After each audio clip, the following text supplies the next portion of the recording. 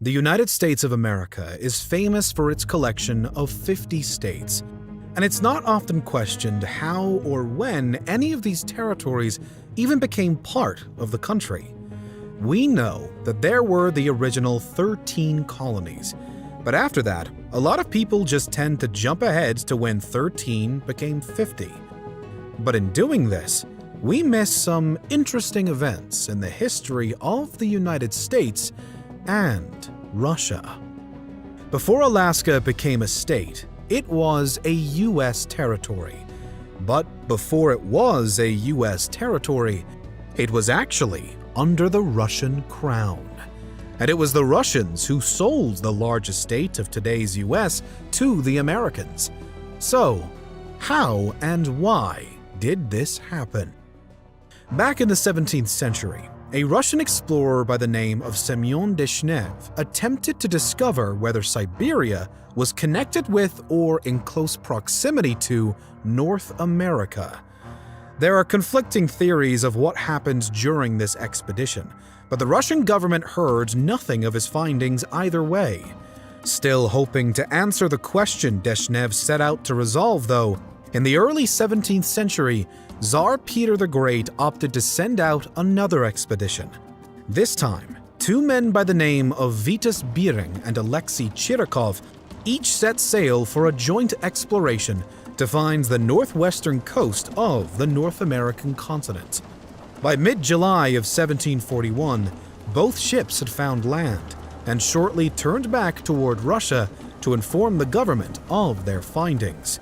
Chirikov and his crew returned, but Bering's ship was wrecked, and he died from disease before his crew managed to scrape together a new ship and make their way to Russia.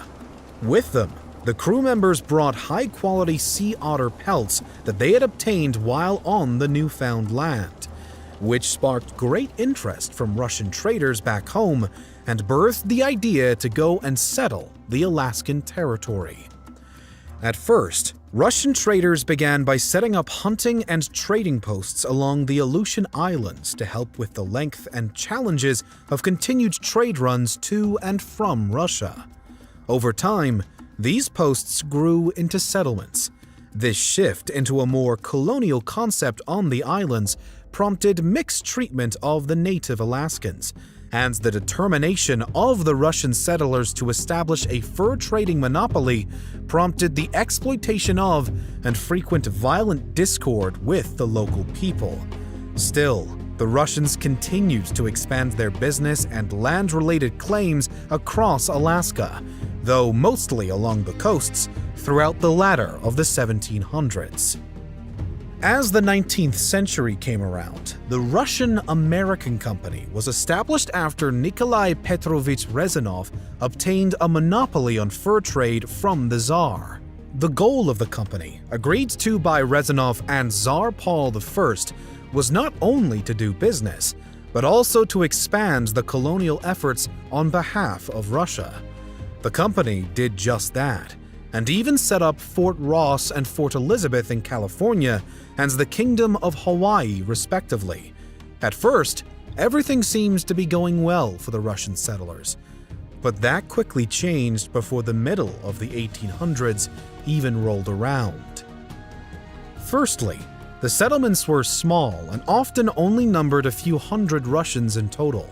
In addition, the Russian capital was far from the Alaskan lands, and it was no easy task to go back and forth or maintain communication. And to complicate matters even more, the Russian-American Company fell into a period plagued with mismanagement and poor business practices. All of this together led to a drastic decline in profit from the Alaskan territories, and the Russians became reliant on trade with the nearby Brits and Americans. Finally, the Crimean War was the last straw for the Russians. With the Alaskan settlement already crumbling and financially taxing, the sudden increase of expenses back home doomed any prospects of revitalizing the Russian-American Company and its success. There now had to be a new strategy in order to avoid a complete and widely expensive embarrassment as Russia tried to reel in its territorial claims. At this time, Russia was severely concerned with what the British may be planning. With tensions exceeding normal levels between the global powers as a consequence of the Crimean War, it didn't take long for the Russians to realize the precarious situation their Alaskan colony was in. The land was extremely difficult to defend given its position so far from the Russian capital and mainland, and the Brits were right across the border in Canada, which gave them a front door entry if they wished to take it. Given these negative relations and Russia's warmer ties to the Americans by this point, the thought of selling the land to the United States began to seem like quite a good one. Believing that American possession of Alaska would help offset British dominance in the region and prevent an increasing threat to Russia, Tsar Alexander II decided that it was time to discuss an offer. So that's what the Russian government did in the 1850s.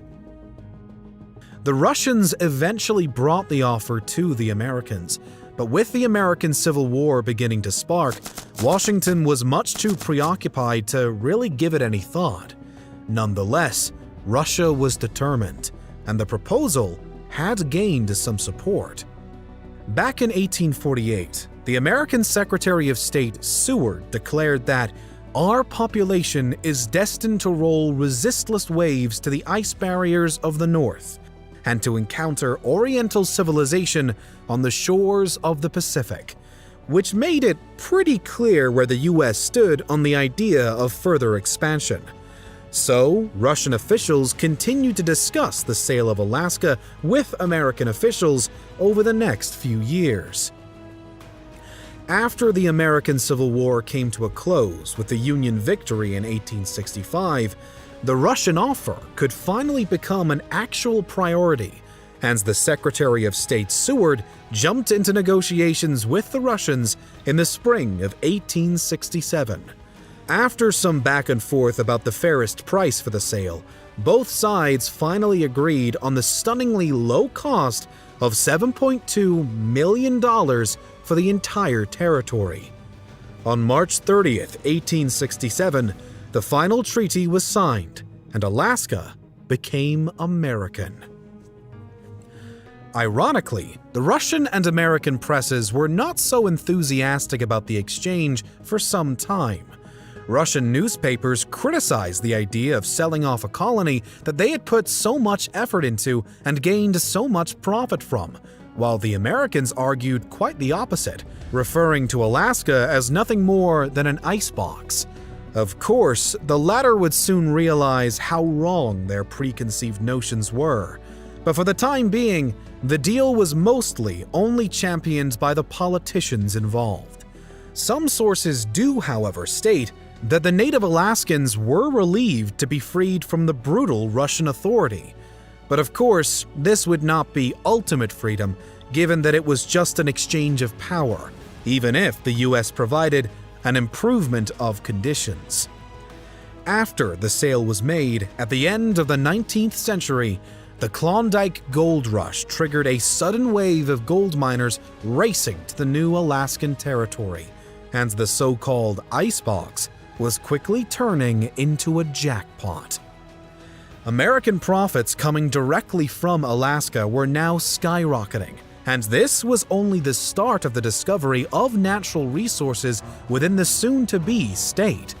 Today, Alaska's yearly gross production generally rounds out at around $50 million.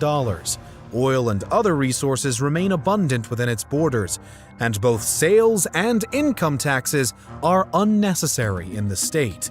Furthermore, its strategic location in terms of military defense is a huge bonus, and it's definitely a much safer position for the US to be in as opposed to the prospect of Alaska still being Russian territory today.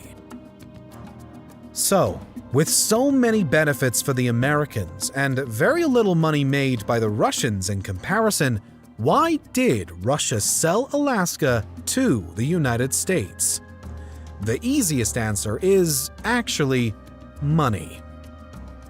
Maintaining such an overseas territory so far from your capital and so close to your rivals is both risky and expensive. And while it did work well at first, poor management and repetitive challenges in terms of the back-and-forth trips between Russia and Alaska that were necessitated quickly collapsed the economic dominance of the Russian-American company. On top of that, the added expenses of the Crimean War happening simultaneously made it a fool's mission to keep pushing expansion in Russia or even retention of the colony. It was time for Russia to leave, to avoid a possible military disaster if the Brits were to attack the settlements, and to save the Russian finances while they could still be salvaged. Additionally, allowing the US to expand so close to British territory would hope to neutralize the threat towards Russia and would hopefully encourage more of the current friendly ties between Russia and America. Given all of these factors and the eventual enthusiasm from the American officials, it makes sense why Russia was not just willing but eager to sell, and why they specifically picked America to be the purchaser. Although, in hindsight, it may seem like it was a poor or even a shady deal on the part of the Americans, it remains clear that, for Russia, there were a few valid reasons to sell as they did, and apparently, America just had a streak of good luck when it comes to gold and oil.